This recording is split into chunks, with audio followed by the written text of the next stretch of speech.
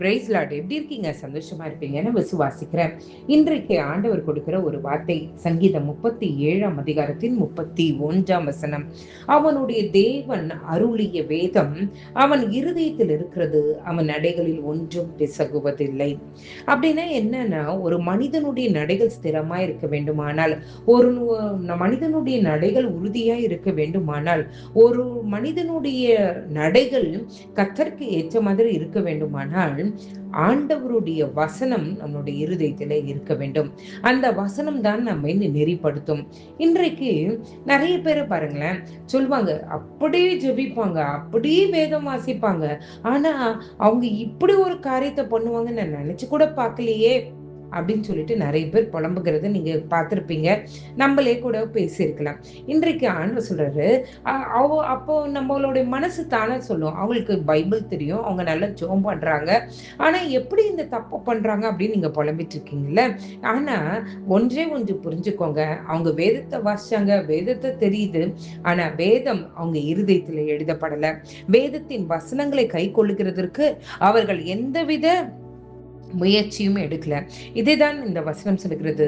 உண்மையாய் அவரை நேசிக்கிறவர்களாய் இருந்தால் அந்த வசனம் அவர்களுடைய இருதயத்தில் எழுதப்பட்டு ஒவ்வொரு காரியங்களிலும் அந்த வசனம் அவர்களை நெறிப்படுத்துகிறதா இருக்கும்.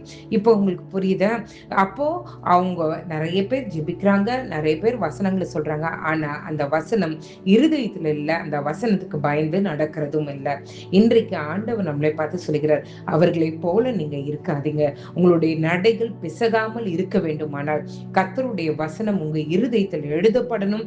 அந்த இருதயத்துல எழுதப்பட்ட அந்த வசனத்தின்படி உங்களுடைய வாழ்க்கையும் உங்களுடைய நடைகளும் இருக்கும்போது உங்களுடைய நடைகள் நிச்சயமாகவே பிசகவே பிசகாது. கர்த்தர் உங்களை நிச்சயமாகவே அவர் ஆசீர்வதிப்பார். அந்த நல்ல தேவனை நோக்கி நம்ம பார்க்கலாமா? ஆண்டவரே, நீங்க என்னை மாற்றுங்க. ஆண்டவரே, உங்களுடைய வசனத்தை நாங்க படிக்கிறதோடு விட்டு விடக்கூடாது, மனப்பாடம் பண்ணுகிறதோடு விட்டு விடக்கூடாது. அனுதினமும் அதை தியானிக்கிறவர்களாயும் அது எங்களுடைய இருதயத்தில் எழுதுகிறதாயும் இருக்க வேண்டும் என்று ஆண்டவரை நோக்கி நம்ம பார்க்கலாம்.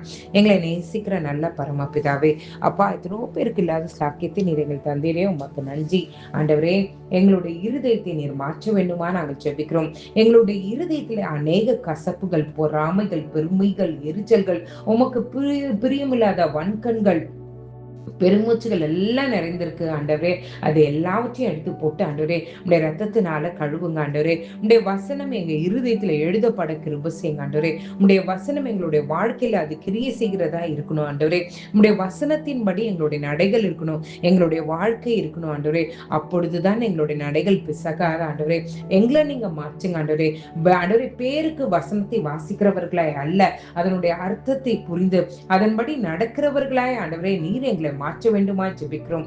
ஆவியானவரே, நீர் எங்களுக்கு துணை நில்லும் ஆண்டவரே. எங்களை விட்டு போயிடாதீங்கப்பா. எங்களுடைய கரத்தை பிடிச்சு நீங்க நடத்துங்க ஆண்டவரே. பெரிய காரியங்களை